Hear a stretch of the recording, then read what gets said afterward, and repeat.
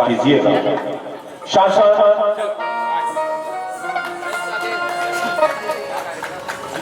पूर्ण छत्र जी, आप दोनों से निवेदन करो, माननीय मुख्य अतिथि महोदय को ये सम्मान भेंट करेंगे और माननीय गृह मंत्री का प्रोटोकॉल जी और गणेश विश्वकर्मा जी, लीलार सिन्हा जी, आप लोगों से निवेदन है कृपया आप भी पुष्पमाला पहनाकर माननीय कष्ट करेंगे।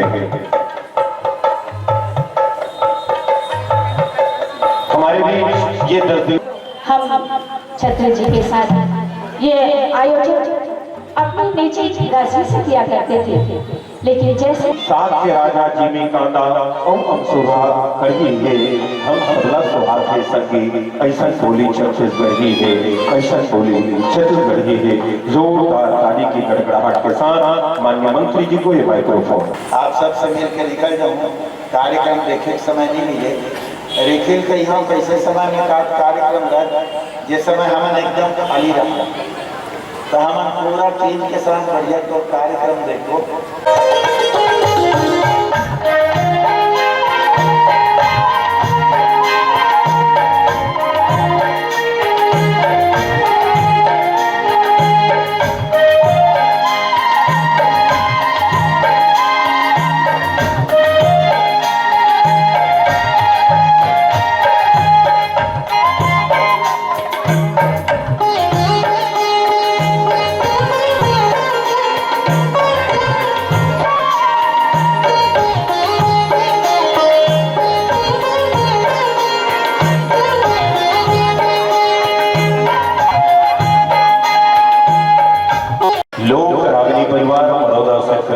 के कलाकारों के साथ इस संस्था के डायरेक्टर आदरणीय रेखी छत्री जी, जो कि परिचय का मोहताज नहीं है, सिर्फ छत्तीसगढ़ ही नहीं अपितु अदर स्टेटों में भी पहुंचकर हमारी छत्तीसगढ़ी लोक कला का लोहा मनवाने में नहीं थकते। साथियों, चलिए हम आप सबको ले चले हमारे छत्तीसगढ़ के लोक संगीत।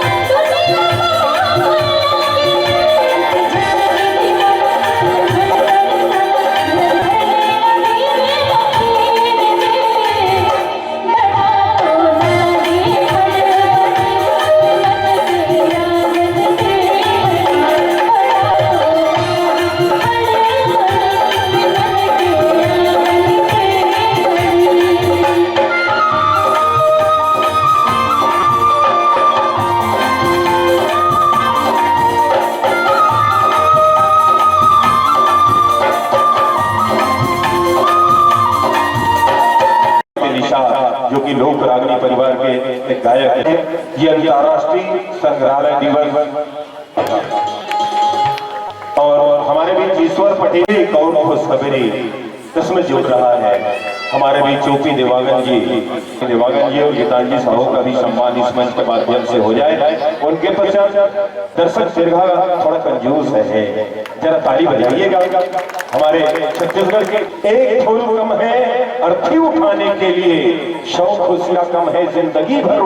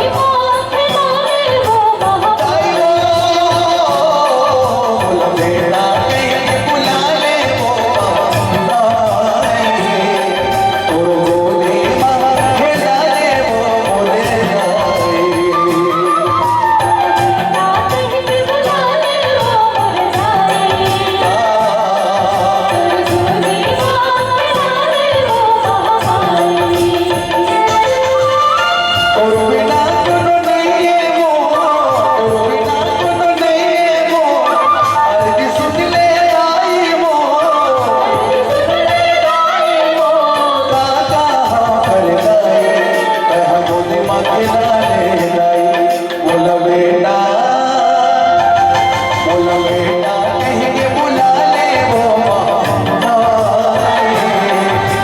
मोदी खिला ले वो मुनगाई। बेटा कह के बुला ले वो मुनगाई, दुर्गुदी माँ खिला ले वो महागाई। बेटा कह के बुला ले वो मुनगाई, दुर्गुदी माँ खिला ले वो महागाई।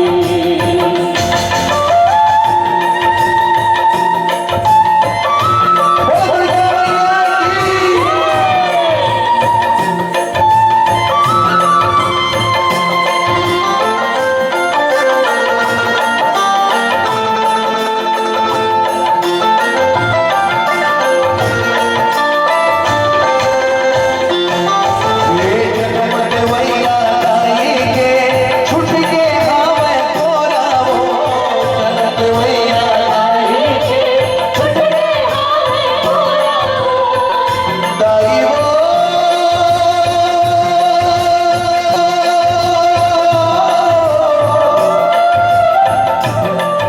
दाई वो दाई वो जन्मद वैया दाई के छुट के आवे तोरा वो, वैया दाई के छुट के आवे तोरा वो। बाबा बोली सुन सुन सुन के करे जम मरते मोरा वो।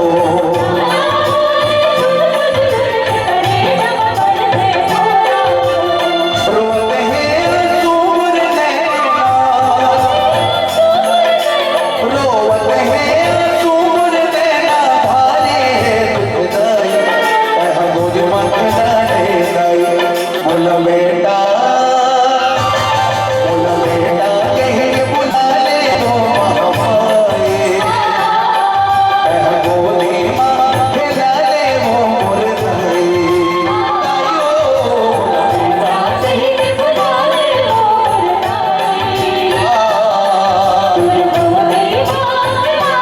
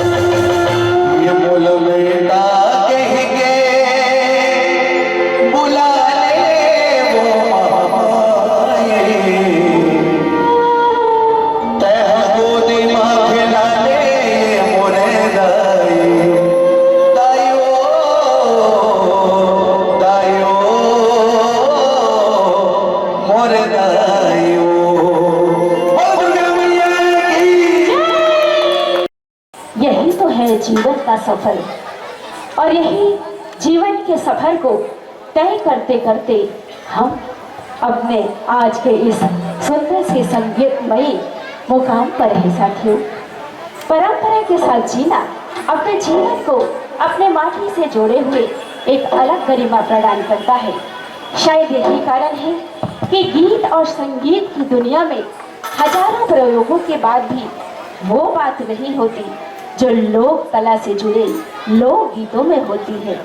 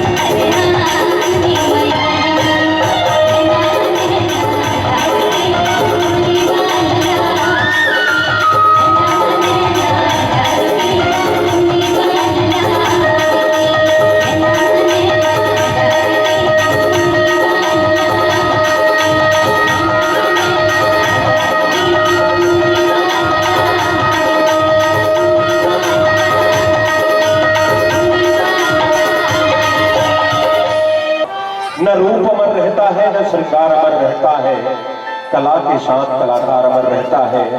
ऐसे कलाकारों को हमें हबीब तनवीर साहब के साथ भी थिएटर में जिन्होंने काम किया है और आज भी जिनकी आवाज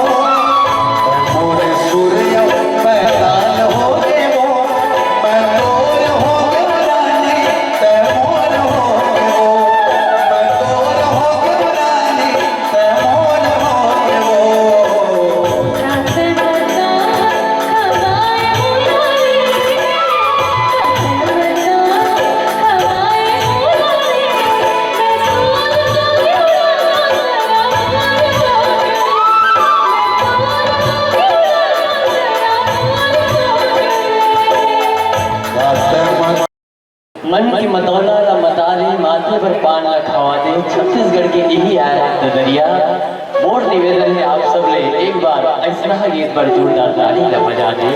बहुत बहुत धन्यवाद। ये गीत ये आवाज वाकई वो छत्तीसगढ़ के इसे मखमली और हम ठेठ आवाज है जिन आवाज ने हम जब छत्तीसगढ़ के गीत मतलब सुनते तो वाकई में